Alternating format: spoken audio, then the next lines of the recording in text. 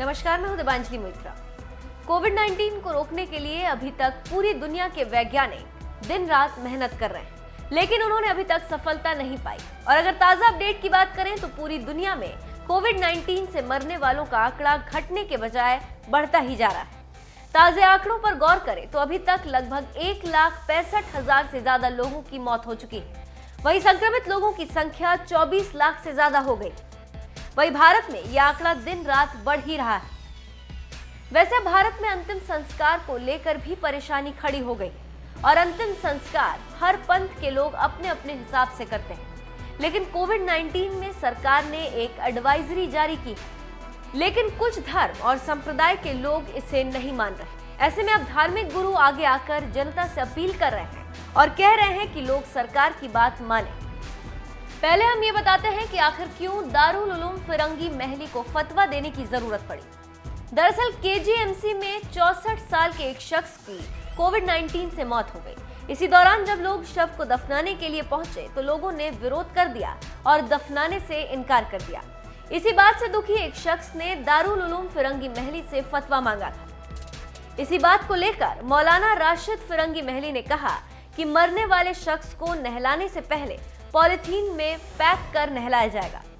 फिरंगी महली ने आगे कहा कि WHO ने जारी की गाइडलाइन में कहा है कि कोविड-19 से पीड़ित शख्स अछूत नहीं है और न ही उसे दफनाने से कोई संक्रमण फैलता है।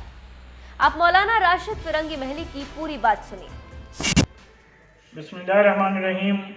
कोरोना वायरस से जिन मुसलमानों का इंतकाल हो रहा है, उस सिलसिले में लोगों के जहनों में काफ़ी गलतफहमियाँ हैं। तो इस सिलसिले में दारुल इफ्ता फिरंगी महल लखनऊ के एक सैयद अयाज अहमद साहब ने इस सिलसिले में फतवा चाहा और उन्होंने उसमें ये सवालात किए कि अगर कोरोना वायरस से किसी का इंतकाल होता है तो उनको कफनाने और उनको गुस्ल देने और दफनाने का क्या तरीक़ा होगा। तो इस सिलसिले में यह फतवा फिरंगी महल से जारी किया गया कि अगर कोरोना वायरस से किसी का इंतकाल हो जाता है तो उसे गुस्ल दिया जाएगा, लेकिन उसका तरीक़ा यही है कि जिस तरीके से डॉक्टर उसको प्लास्टिक के बैग में पैक करके देंगे तो वही उसी के ऊपर बस पानी बहा दिया जाएगा और उसी पैकिंग को कफन मान लिया जाएगा और यकीनी तौर पर नमाज जनाजा भी होगी और मुसलमानों के कब्रिस्तान में दफनाया भी जाएगा।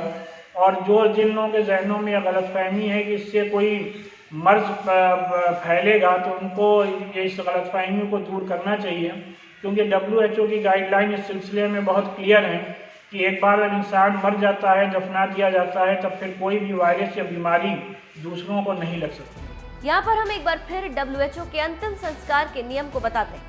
WHO ने कहा है कि शव को संभालने वालों के लिए लंबे गाउन वाले कपड़ों की सलाह है।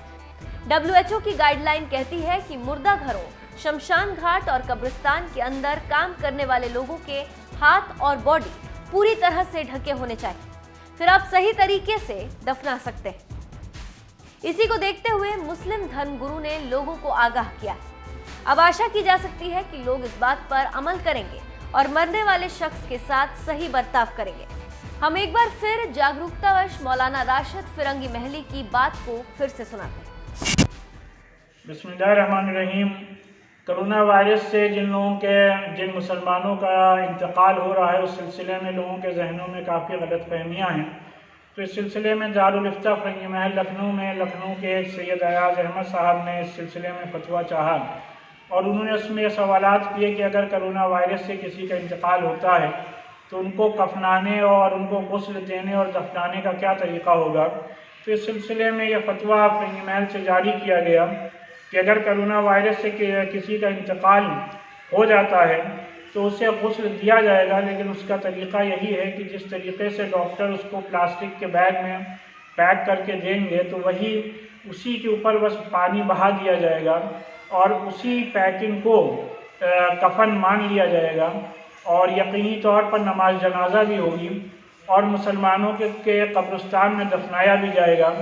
और जिन लोगों के जहनों में यह गलतफहमी है कि इससे कोई मर्ज फैलेगा तो उनको इस गलतफहमी को दूर करना चाहिए, क्योंकि WHO की गाइडलाइन इस सिलसिले में बहुत क्लियर है कि एक बार जब इंसान मर जाता है, दफना दिया जाता है, तब फिर कोई भी वायरस या बीमारी दूसरों को नहीं लग सकती।